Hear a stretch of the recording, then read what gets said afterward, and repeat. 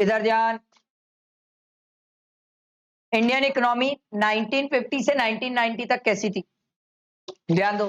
सबसे पहले बात हो रही है सर एग्रीकल्चर सेक्टर। तो सर हमने रिफॉर्म्स किए, कुछ चेंजेस किए सर।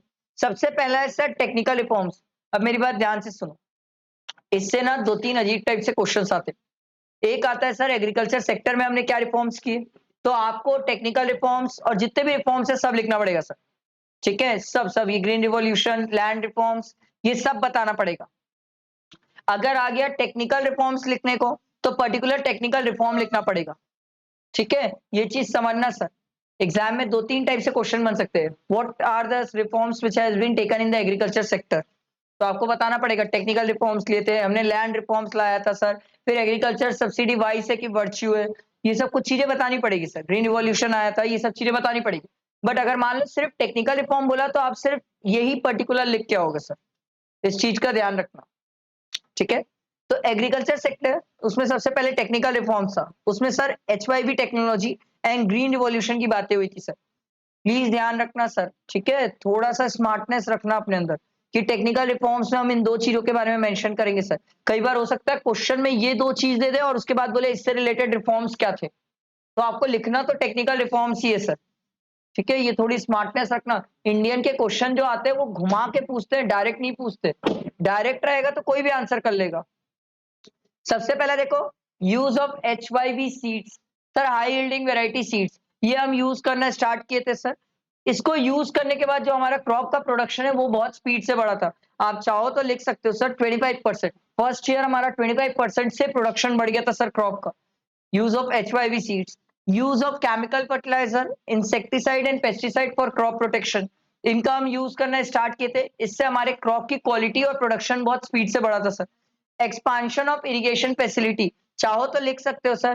पहले इरिगेशन फैसिलिटी सिर्फ 19% थी, अब ये बढ़ के 45% हो गई sir irrigation facility. Irrigation facility बहुत बड़ी सर इंडिया में। कहीं ना कहीं आप इसके एग्जाम्पल दे सकते हो सर। डैम्स बने, कैनाल्स बने, इससे कहीं ना कहीं इरिगेशन फैसिलिटी बढ़ी और जिसके कारण भी हमारा एग्रीकल्चर प्रोडक्शन बढ़ा सर। ठीक है, achievement of agrarian reforms, sir ये सब ना वर्ड्स याद रखना सर एग्जाम में। इंडियन में यही खास बात है सर, इन सब वर्ड्स को लेके क्या करते हैं इन लोग, क्वेश्चन फ्रेम कर देते हैं।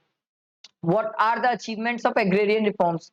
अगर देखो what do you mean by green revolution पूछेगा तो हर किसी को याद रहेगा, ये बहुत सिंपल हो जाता है। But what are the achievement of agrarian reforms बोलेंगे ना, तो हो सकता है आप एग्जाम टाइम में एक मिनट सोचने लग जाओ, अरे यार ये अचीवमेंट क्या था एग्रेरियन रिफॉर्म्स का। एग्रेरियन वर्ड का मतलब ही होता है सर एग्रीकल्चर से रिलेटेड रिफॉर्म्स। तो सर ग्रीन रिवॉल्यूशन याद रखना सर। ठीक है, ग्रीन रिवॉल्यूशन जिसका मतलब क्या है सर, क्रॉप्स पर, जिसका मतलब क्या होता है सर, बम्पर प्रोडक्शन, बहुत ज्यादा प्रोडक्शन।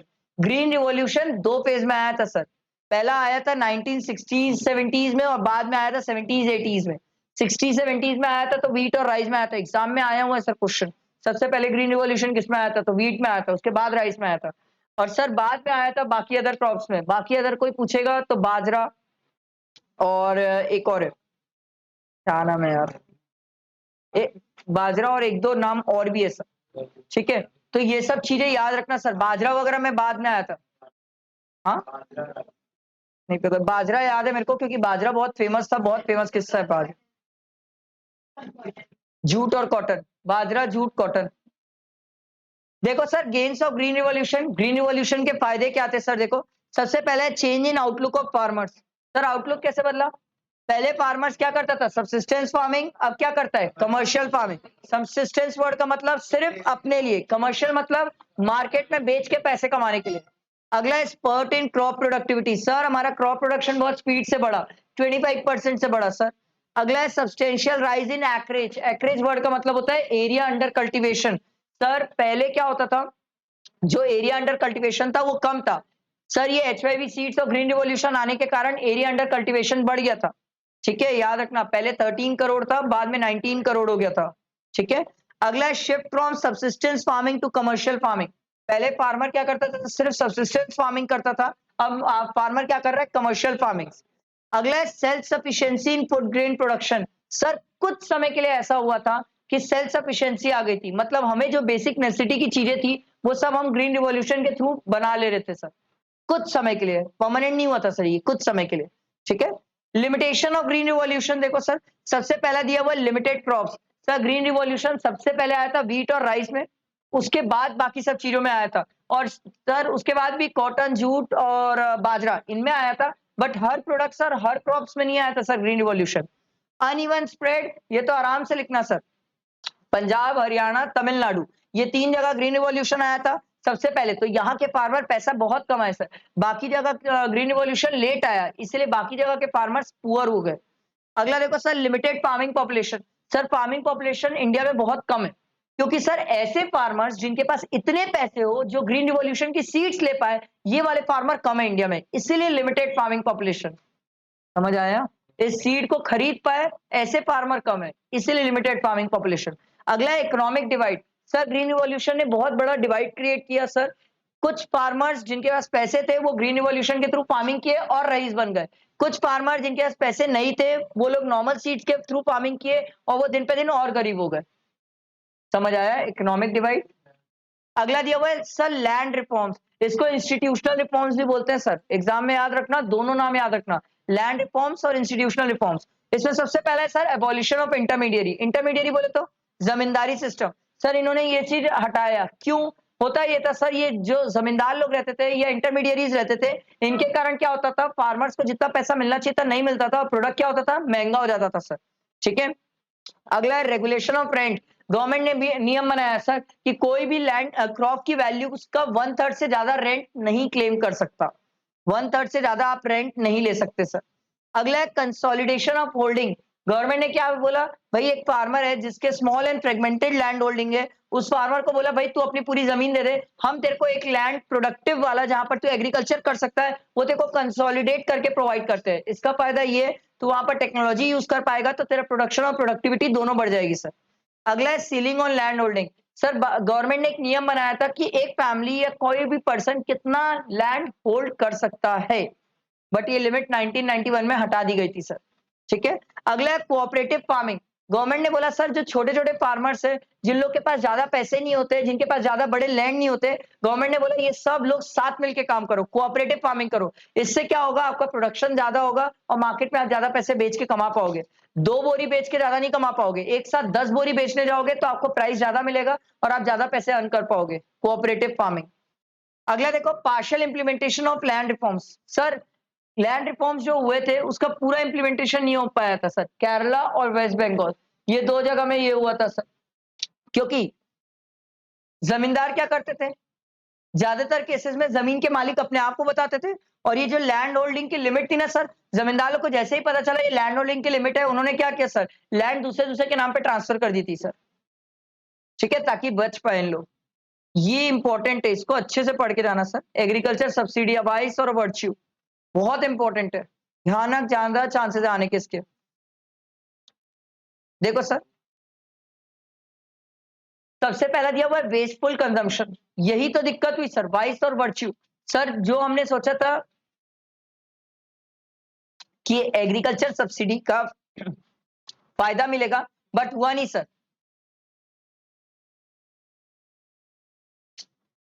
सब्सिडी मिलने के कारण क्या हुआ, प्राइस कम हुई। प्राइस कम हुई तो हुआ ये कि सर हम ये चाहते थे कि ये प्राइस कम होगी तो जिसको जरूरत है वो उसका कंजम्पशन करेगा, बट ऐसा नहीं हुआ ना सर। जिसको वो चीज का कंजम्पशन करना चाहिए था वो उसका कंजम्पशन क्या नहीं था, और जिसको नहीं करना चाहिए था वो उसका कंजम्पशन डबल कर दिया था सर। तो वेस्टफुल कंजम्पशन। आप समझो सर, मान लो मेरे को 1 बोरी गेहूं की जरूरत है, बट अगर सस्ता मिल रहा है मैं 2 बोरी लेके आता हूं, तो कहीं ना कहीं अगर मैं दूसरी बोरी लेके आ जाता हूं तो जो ये दूसरी बोरी किसी और के पास जानी चाहिए थी वो मेरे पास आ गई सर, वेस्टफुल कंजम्पशन। अगला दिया हुआ है मिस अप्रोप्रिएटेड बेनिफिट्स। जो ये सब्सिडी का बेनिफिट मिलना चाहिए था किसानों को, हर किसान को ये बेनिफिट मिला ही नहीं सर। बहुत सारे बेनिफिट्स तो ये रिच फार्मर लेके चले गए। तो सर रिच फार्मर जिनके पास पहले से पैसा था उन्हें जरूरत ही नहीं थी सर ये सब्सिडी की, तो वो उनको बेनिफिट मिला, वो और रिच बन गए। जो पुअर फार्मर जिनको ये सब्सिडी का बेनिफिट मिलना चाहिए था नहीं मिल पाया। अगला use burden on government finance. एक बात हमेशा याद रखना, जब भी गवर्नमेंट सब्सिडी देती है तो अपने जेब से पैसा देती है। अब जेब से पैसा देने के लिए गवर्नमेंट के पास पैसे तो इतने थे नहीं उस टाइम, तो गवर्नमेंट क्या करती थी, लोन लेती थी। अब लोन लेती थी तो गवर्नमेंट को इंटरेस्ट पे करना है, इंटरेस्ट पे करना है तो बाद में क्या करना पड़ता था, प्रोडक्ट महंगे करना पड़ता था लोगों के लिए। Huge burden on government finances. आई बात समझ? Vice, against, virtue, in favour, किसके फेवर में, पुअर फार्मर्स, रिच फार्मर का क्या सोच रहे हो? पुअर फार्मर्स के फेवर में। सर क्या उनके फेवर की चीज है एग्रीकल्चर सब्सिडी? Yes sir. उसके कारण क्या होता है? उनको नई नई टेक्नोलॉजी कम में मिल जाती है सर। फर्टिलाइजर, इंसेक्टिसाइड, पेस्टिसाइड्स कम रेट में मिल जाते हैं, जिसके कारण वो फार्मर्स फार्मिंग अच्छे से कर पाते हैं और पैसे कमा पाते हैं। दोनों लिखने को आ सकता है sir. Vice virtue, very very important, very very important, छोड़ना मत सर इसको। अगला दिया हुआ है सर इंडस्ट्रियल ग्रोथ। अब बात जब आ रही थी इंडिया में इंडस्ट्री ग्रो करने की, तो हमने बोला सर हम तो नहीं ग्रो कर पाएंगे, क्योंकि रीजन ये है सर हमारे पास पैसे ही नहीं है। तो हमने प्राइवेट सेक्टर ने तो हाथ पीछे किया, गवर्नमेंट को बोला गया कि सर आप डायरेक्टली पार्टिसिपेट करिए और आप डेवलप करिए इंडस्ट्री। एग्जाम में ये भी देता है और ये भी देता है, दोनों तरीके से क्वेश्चन बनाता है सर, एकदम दोनों तरीके से आता है। What are the factor necessitating direct participation of the state in industrial development? Exam में आते हैं सर ये क्वेश्चंस, इसीलिए प्रॉपर पढ़ के जाना। ठीक है, देखो सर सबसे पहला दिया हुआ है lack of capital. Sir private sector के पास पैसे नहीं थे, ठीक है, प्राइवेट सेक्टर के पास पैसे नहीं थे, कैपिटल ही नहीं था, इसीलिए तो हमने बोला सर प्राइवेट सेक्टर ने कि हम तो इंडस्ट्री नहीं डाल पाएंगे, गवर्नमेंट आप ही इंडस्ट्री डालिए सर। सर उस टाइम दो ही तो बड़ी इंडस्ट्री थी, टाटा और बिरला। दूसरा है sir low inducement to invest. Private sector invest ही नहीं करना चाहता था। क्यों नहीं करना चाहता था? वो बोलता था मार्केट में इतनी डिमांड ही नहीं है और लोगों के पास इतने पैसे नहीं है सर, तो अगर मैं कोई गुड्स इंडस्ट्री डाल के बनाऊंगा भी, वो मार्केट में बिकेगा नहीं, तो कहीं ना कहीं मेरा ही लॉस है। डिमांड नहीं है तो इन्वेस्टमेंट करने का, आउटपुट बढ़ाने का सेंस ही नहीं है सर, उतनी इनकम ही नहीं होगी तो कहीं ना कहीं लॉस हो जाएगा। अगला है sir growth with social justice. Government बोलती थी सर आप इंडस्ट्री वो एरिया में डालोगे जहां हम बोलते हैं। अब गवर्नमेंट क्या बोलती थी, आप अपने प्रोडक्ट को सोशल वेलफेयर मोटिव से बेचो, मतलब प्रॉफिट मत कमाओ, और दूसरा है सर बैकवर्ड एरिया में आप अपनी इंडस्ट्री डालो।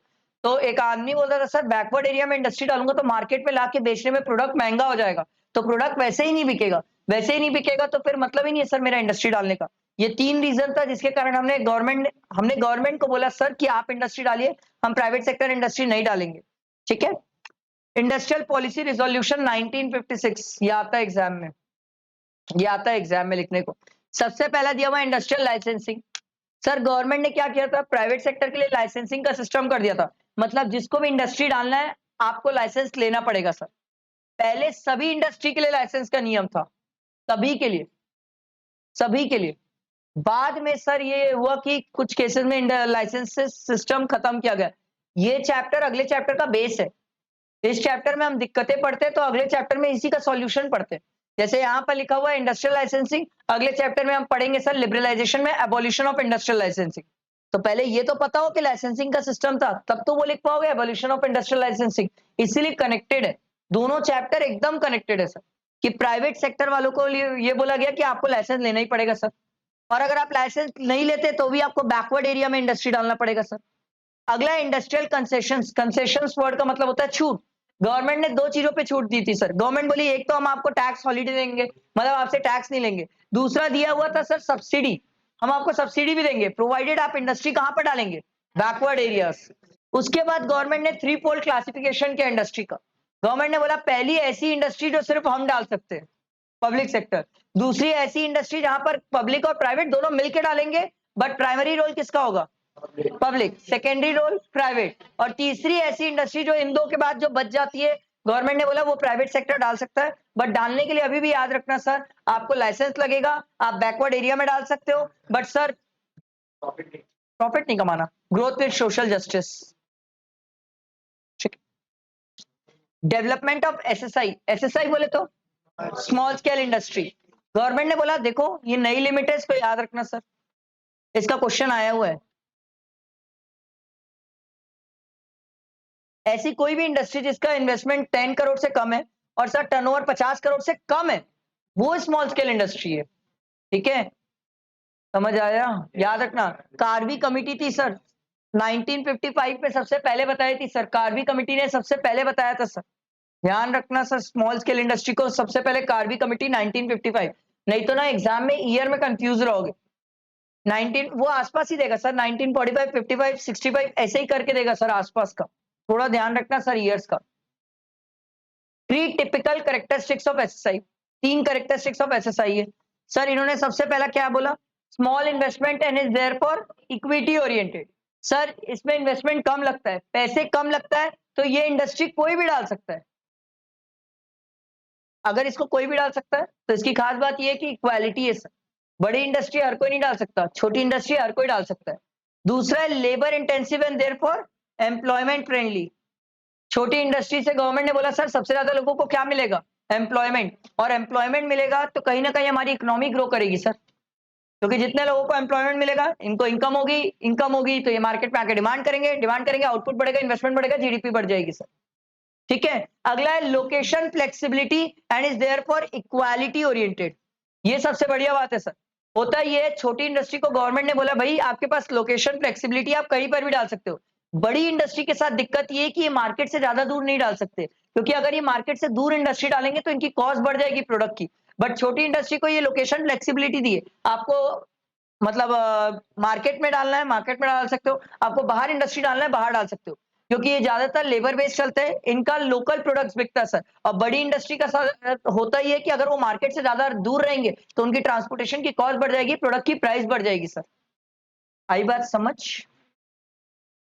Import substitution strategy very important, इसको अच्छे से पढ़ के जाना सर, आता है एग्जाम में। इंपोर्ट सब्स्टिट्यूशन स्ट्रैटेजी, इसका दूसरा नाम है sir inward looking trade strategy. इसमें सबसे पहले देखो सर, जो गुड्स हम इंपोर्ट करते हैं वो इंडिया में बनाएंगे सर। सर आप फॉरेन एक्सचेंज का यूज कर सकते हो, बट किस लिए? प्लांट एंड मशीन खरीदने के लिए सर। आईफोन खरीदने के लिए यूज नहीं कर सकते हो आप, प्लांट एंड मशीन खरीदने के लिए यूज कर सकते हो फॉरेन करेंसी का। Economise the use of foreign exchange, economise मतलब कम कर देना, मतलब इररिलेवेंट पर्पस के लिए यूज करने नहीं देंगे सर आपको। प्लांट एंड मशीन इंपोर्ट करना है चलेगा, कोई ऐसा गुड्स एंड सर्विसेज है जो टेक्नोलॉजिकल इंप्रूवमेंट करवा रहा है तो वो चलेगा, आप घूमने फिरने के लिए यूज नहीं कर सकते। प्रोटेक्शन फ्रॉम इंटरनेशनल कंपटीशन, हम बाहर वालों से कंपटीशन ही बंद कर दिए, उनके सामान ही आप बिकने ही नहीं दे रहे सर, तो बिकने ही नहीं दे रहे तो कंपटीशन कहाँ होगा सर? कंपटीशन तो तब होता है ना सर जब उनका प्रोडक्ट यहाँ बिकेगा, उनका प्रोडक्ट तो आप पूरा ही बंद करा दियो, सिर्फ इंडिया के प्रोडक्ट्स चल रहे थे सर, तो कंपटीशन ही खत्म हो गया था sir. Silent feature of the strategy from 1950 to 1991, क्या क्या है देखो सर, हमने सबसे पहला पब्लिक सेक्टर को क्या दिया? Primary role. प्राइवेट सेक्टर को बोला भैया आप सेकेंडरी हो, आपको तो लाइसेंस वगैरह दुनियादारी सब ध्यान रखना पड़ेगा। दूसरा है सर इंपोर्ट सब्स्टिट्यूशन, ये स्ट्रैटेजी अपनाया अपन। अगला क्या कहते हैं sir? Protection from foreign competition, foreign goods को इंडिया में इंपोर्ट करने नहीं दे रहे थे ताकि कंपटीशन ना हो। सर हमने बोला लार्ज स्केल इंडस्ट्री, जितनी बड़ी इंडस्ट्री रहेगी उतना इंफ्रास्ट्रक्चर बढ़ेगा, जितनी छोटी इंडस्ट्री रहेगी वो एम्प्लॉयमेंट प्रोवाइड करेगी, क्योंकि छोटी इंडस्ट्री सर लेबर इंटेंसिव चलती है, बड़ी इंडस्ट्री मशीन के थ्रू चलती है, तो सर वहां पर उतना इंफ्रास्ट्रक्चर डेवलप होता है। Domestic industry was protected through heavy duty of on imports and fixation of import quotas, government ने ये भी किया सर। डोमेस्टिक इंडस्ट्री को कोई भी चीज इंपोर्ट नहीं करनी थी, क्यों? इंपोर्ट में इतना ज्यादा टैक्सेस लगा दिया कि इतना ज्यादा महंगा हो गया कि उसको लगा छोड़ यार बाहर लेने से क्या मतलब, इंडिया में ही बना लेता हूँ। हेवी ड्यूटी ऑन इंपोर्ट्स और इंपोर्ट कोटास मतलब रेस्ट्रिक्शंस, लिमिटेशंस, एक वो सेट कर दिए लिमिट कि आप इतना ही मैक्सिमम इंपोर्ट कर सकते हो, इससे ज्यादा इंपोर्ट नहीं कर सकते। जैसे मैं अभी कल ही न्यूज में पढ़ा, कल न्यूज में आया था कि पहले क्या चल रहा था, नवंबर में 1 नवंबर को ये बात चल रही थी कि इंपोर्ट का वो लैपटॉप का इंपोर्ट बंद किया जाएगा चाइना से, बट कल ही न्यूज में आया कि सर लैपटॉप का इंपोर्ट गवर्नमेंट रेस्ट्रिक्शंस नहीं लगाएगी सर, क्योंकि ऑब्वियस सी बात है, आप इधर बोल रहे हो एजुकेशन सेक्टर आगे बढ़े, तो एजुकेशन में कहीं ना कहीं लैपटॉप का सबसे ज्यादा यूज है, तो अगर आप लैपटॉप ही रोक दोगे तो पहले उस लेवल का इंफ्रास्ट्रक्चर तो बनाओ कि इंडिया में इतने लैपटॉप्स बन जाए, बन ही नहीं रहे तो फिर कैसे होगा सर? देखो sir good impact bad impact, good impact मतलब इंपोर्ट सब्स्टिट्यूशन के गुड इम्पैक्ट क्या क्या है सर, ये इंपॉर्टेंट है पढ़ के जाना सर।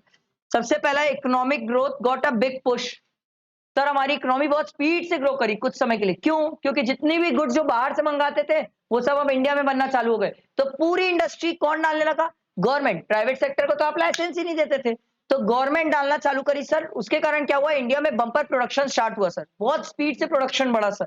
ठीक है, diversification of public sector, sir public sector अपने आप को डाइवर्सिफाई किया, नए नए सेगमेंट में उतरा, इलेक्ट्रॉनिक इंडस्ट्री में भी उतरे sir.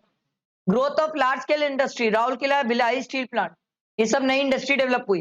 Growth of small scale industry, क्यों? क्योंकि सर ये एम्प्लॉयमेंट प्रोवाइड करती है sir, small scale industry. Government ने बहुत प्रमोट किया स्मॉल स्केल इंडस्ट्री को भी, बट बैड इंपैक्ट ज्यादा थे सर। सबसे पहला है पब्लिक सेक्टर मोनोपोली। गवर्नमेंट की एकदम पूरी मोनोपोली हो गई थी सर। जैसे रेलवे में है, वैसे ही बीएसएनएल वगैरह एमटीएनएल उस टाइम मोनोपोली करते थे सर, और किसी का लैंडलाइन और कुछ नहीं आता था सर, सिर्फ बीएसएनएल का ही आता था। पब्लिक सेक्टर पूरी मोनोपोली होती थी सर, अब नहीं होती है, उस टाइम होती थी। Excessive public sector dominance, sir public sector dominant बहुत ज्यादा था सर। क्यों? क्योंकि उस टाइम पूरे मार्केट में जितनी भी इंडस्ट्री है वो कौन डाल रहा था? Public sector. प्राइवेट सेक्टर तो डाल ही नहीं रहा था, तो पूरा डोमिनेंस इन्हीं का था मार्केट में। इन लोग मार्केट को रेगुलेट करते थे, अपने हिसाब से चीजों के प्राइस सेट करते थे sir. Domestic sector growth got stipulated. Reason ये है सर, स्टिपुलेटेड वर्ड का मतलब होता है रुक जाना। क्यों? सिंपल सी बात थी सर, आप प्राइवेट सेक्टर से कॉम्पीट ही नहीं कर रहे थे। आप कॉम्पीट नहीं कर रहे थे तो आपके हिसाब से आपका प्रोडक्ट बेस्ट था, जिसके कारण सर हमारी इकोनॉमी ग्रो नहीं कर रही थी। अगला है import substitution strategy failed. Sir ये स्ट्रैटेजी सबसे ज्यादा फेल हो गई। रीजन ये था सर, क्योंकि हम ये बोल रहे हैं बाहर से कोई गुड्स इंपोर्ट ही नहीं करेंगे, सब कुछ हम बनाएंगे। दिक्कत उसमें नहीं है बनाने में, उस लेवल के हमारे पास रिसोर्सेज, टेक्नोलॉजी, उस लेवल की चीजें ही नहीं थी हमारे पास कि हम सब चीजें बना पाए सर। अगला देखो sir, saving saving foreign currency through import substitution prove to be an inefficient policy instrument. बाद में सर इसको गवर्नमेंट को बंद करना पड़ा था, और इसी के कारण गवर्नमेंट सर 1991 में न्यू इकोनॉमिक पॉलिसी लेके आई थी, क्योंकि 1990 तक हमें समझ आ गया था जिस टाइप की हरकत हम कर रहे हैं हम दिवालिया हो जाएंगे सर। अगला देखो sir, the need to obtain license for opening new firm और expanding the existing business was misused by big industry houses. ये तो आज भी होता है इंडिया में, आज भी होता है इंडिया में सर। बड़ी फर्म लोगों को लाइसेंस वगैरह इजीली मिल जाते हैं, छोटा आदमी जब बिजनेस करने जाता है उसको लाइसेंस चाहिए होते हैं तो गवर्नमेंट इजीली देती ही नहीं है सर। बहुत दिक्कत आती है, बड़े नाम पे बड़ी बात होती है इन लोग की, इन लोग को आराम से लाइसेंस मिलते हैं। आप समझो ना सर, अपन जाएंगे ना इंडस्ट्री डालने तो बहुत सारे रूल्स रेगुलेशंस बता देंगे, और यही कोई बड़ा पर्सन जाएगा ना सर इंडस्ट्री डालने, उसके लिए इतने रूल रेगुलेशन बताएगी नहीं गवर्नमेंट। ये होने लगा सर इंडिया में, ठीक है, ये बैड इंपैक्ट था सर। गवर्नमेंट क्या करी पता है, हर चीज का लाइसेंस ले लेके खुद इंडस्ट्री डालना चालू कर दी थी। वही लाइसेंस के लिए अगर प्राइवेट सेक्टर आता था ना, तो प्राइवेट सेक्टर के ऊपर बहुत रूल्स रेगुलेशंस लगा देती थी। तो ये बहुत दिक्कत हुई, इसीलिए तो गवर्नमेंट सेक्टर इतना बड़ा। आप कभी अगर हिस्ट्री पढ़ना चाहो या हिस्ट्री कभी यूट्यूब में वगैरह कहीं सुनो तो देखना, आपको पता चलेगा 1970 नहीं 1960 से लेके 1990 तक की कभी कहानी सुनना, बाप रे, आपको लगेगा किस टाइप का चल रहा था हमारी इकोनॉमी। पूरा पब्लिक सेक्टर डोमिनेटेड थी, पूरी पब्लिक सेक्टर डोमिनेटेड। मतलब आप बेसिकली बोल सकते हो हम चाइना जैसे चल रहे थे उस टाइम, एकदम चाइना जैसे। जो गवर्नमेंट बोल दे पत्थर की लकीर, हर चीज गवर्नमेंट कर रही है, डिसाइड गवर्नमेंट करती है। प्राइवेट सेक्टर का तो रोल ही नहीं था, कुछ रोल ही नहीं लगेगा आपको प्राइवेट सेक्टर का। आज अलग कहानी है, आज की कहानी अलग है। आई बात समझ?